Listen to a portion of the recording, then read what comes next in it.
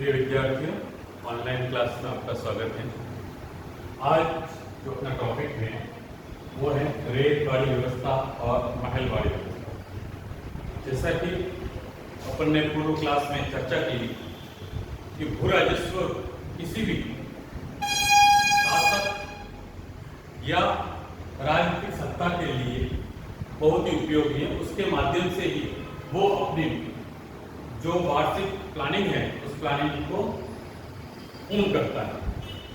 अंग्रेज भी भारत में आए और भारत में आने के बाद जैसे जैसे उसका साम्राज्य विस्तार होता गया, कंपनी अपने नए साम्राज्य को जीतती गई, वो नए तरीके से भू राजस्व व्यवस्था को लागू करना चाह रहे थे। सबसे पहला कदम जैसा आपने देखा कि उन्होंने स्थायी बंदोबस्त किया। कब? 1792 में नई व्यवस्था लेके आई स्थायी बंदोबस्त। इसके साथ जमींदारों के साथ, यानी किसानों की उसमें किसी प्रकार की रोल नहीं था, जिसको अपन ने पूर्व में देखा कि किस प्रकार से जो किसान इस नई व्यवस्था में त्रस्त हो गए थे।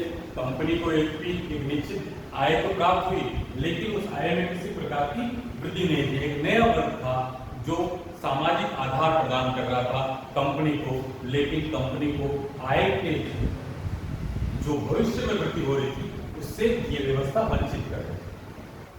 अब है इस रेतवाड़ी व्यवस्था का अर्थ क्या है? रेत मतलब प्रजा या किसान, यानी अब ये समझौता था, वो समझौता किसके साथ होने वाला था?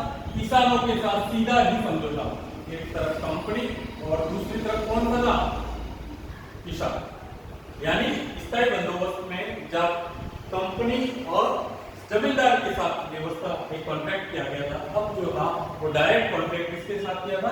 किसान। यानी कोई तरह का बिचौलिया वहां नहीं था। क्यों आवश्यकता पड़ी? जैसे हमने कहा है कि कंपनी को भी क्या नहीं प्राप्त हो रहा था, भविष्य में जो इंक्रीज हो रही थी इनकम भू राजस्व, उसका लाभ प्राप्त नहीं हो रहा था। दूसरा, जमींदारों ने किसानों की भूमि या कृषि भूमि में, क्योंकि वो उत्तरजीवी थे, एक ऐसा वर्ग था जिसको सीधा का सीधा कृषि से कोई लेना देना नहीं था, उसने कृषि उत्पादकता की ओर ध्यान नहीं दिया। दूसरी बात यह था कि वो जो समझौता था जमींदारों से किया हुआ था, वो हस्तांतरण था। अगर जमींदार समय पर क्या नहीं करे, भू राजस्व अदा नहीं करे, तो उनको उस अधिकारों से वंचित किया जाएगा। तो ऐसी स्थिति में अब ये लगा कि सीधा का सीधा किया जाए, सीधा किसानों के साथ ही कॉन्ट्रैक्ट किया जाए, और वो कॉन्ट्रैक्ट हुआ रेतवाड़ी व्यवस्था के रूप में, ताकि कृषि उत्पादकता भी बढ़े, किसानों को जो भूमिहीन बना दिया था उनको वास्तविक रूप से मालिक बना दिया वापस किसके? भूमि का, और कंपनी को भी अपनी इनकम में वृद्धि हो सके। जनरल कौन थे? Munro, Thomas Munro.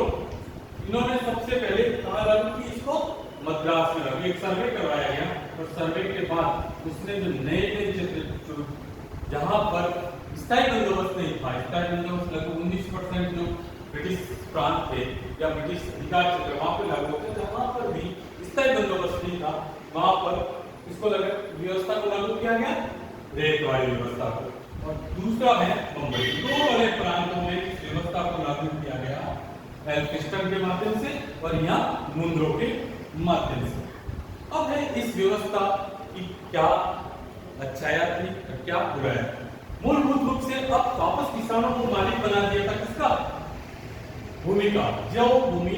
जो कृषक स्थायी बंदोबस्त में भूमिहीन हो गए थे, इस व्यवस्था के द्वारा किसानों से सीधा संपर्क किया गया, बिचौलियों की भूमिका को समाप्त किया गया और किसानों को भूमि का मालिक बना दिया गया। लेकिन क्या किया? जो कंपनी या कंपनी के अधिकारी चाहते थे वो भूमि उनको उपलब्ध कराई गई, किसको? किसानों को। उनकी इच्छा अनुसार नहीं, कंपनी के द्वारा इच्छा से भूमि किसानों को अवेलेबल कराई गई। लेकिन इसका सबसे बुरा पक्ष था, यहाँ पर भी जो भूमि कर था वो भूमि कर बहुत अधिक मात्रा में था, कम से कम 50%, इससे अधिक भी था। कहीं जाके तो ये 100% हो गया। जब कपास की आवश्यकता पड़ी और मुंबई में कपास की बहुत अधिक आवश्यकता थी, तो ऐसी स्थिति में वहां पर 100% कर दिया गया। तो जो बिचौलियों की भूमिका में यहाँ जमींदार थे, वो भूमिका सिर्फ किसने भी कम थी। यानी किसानों को किसी प्रकार की राहत इस व्यवस्था में नहीं थी। कंपनी को जरूर है कि उसको आने वाली जो इंक्रीज थी भू राजस्व की दर, उससे उनको लाभ प्राप्त हुआ। अलग अलग जगह पर सर्वे करवाया गया तो उससे उनको जरूर लाभ था, लेकिन किसानों को किसी प्रकार से लाभ नहीं था। किसान और अधिक मात्रा में ऋणग्रस्त हुए और उन्होंने अपनी भूमि को साहूकार के पास गिरवी रख दिया गया और जैसे जैसे करके अपने घर का गुजारा चलने लगी, ऋणग्रस्तता बढ़ने लगी, गरीबी बढ़ने लगी और किसानों और भूमि दोनों की स्थिति दयनीय हो गई। तो इस व्यवस्था ने भी किसानों को किसी प्रकार की राहत नहीं पहुंचाई। फिर जैसे जैसे उत्तरी भारत में ब्रिटिश कंपनी का प्रचार होने लगा, नए नए क्रांति हुए, एक नई व्यवस्था लेके आए और थी महलवादी व्यवस्था, जो उत्तरी यूपी, आधुनिक उत्तरी प्रांत जिसको कहते हैं, पंजाब आदि जगह पे इस व्यवस्था को लागू किया। इस व्यवस्था का जो मतलब होता है, महल मतलब गांव, यानी ये व्यवस्था इसके साथ कॉन्ट्रैक्ट था जमींदारों के साथ, ये किसानों के साथ। अब ये संयुक्त रूप से कॉन्ट्रैक्ट था किसके साथ, गांव या गांव के प्रधान मुखिया, उसके साथ सीधा कॉन्ट्रैक्ट था।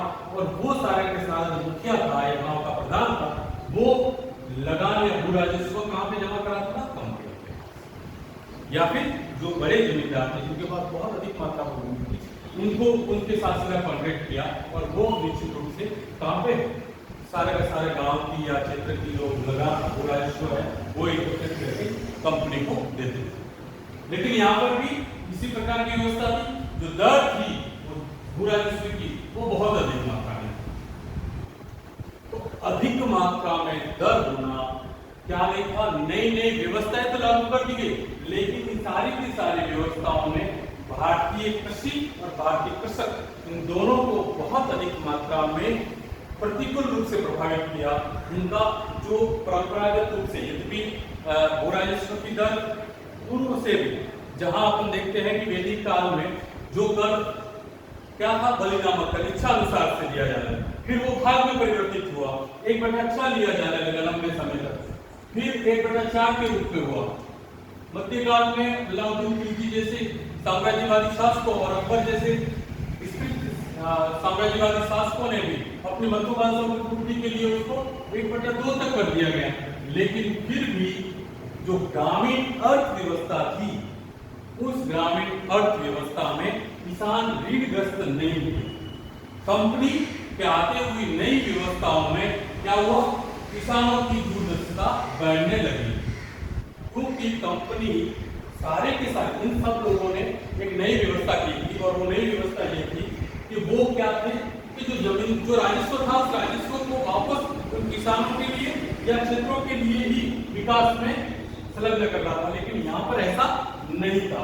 कंपनी अपने नवीन जो महत्वाकांक्षाएं थी, इवन इस धन को इंग्लैंड में जाकर विस्तृत, जो अपन नेक्स्ट टॉपिक में पढ़ेंगे, धन का निष्कासन, और इस धन के निष्कासन ने किस प्रकार से भारतीय आर्थिक तंत्र को कमजोर किया, तो उसी का परिणाम हुआ कि भारतीय कृषि और कृषक दोनों की अवनति हुई। किसी प्रकार से उनकी जो विकास नहीं हुआ और वो अनंत साहूकार, ऋणग्रस्तता और गरीबी की दलदल में फंस गए। धन्यवाद।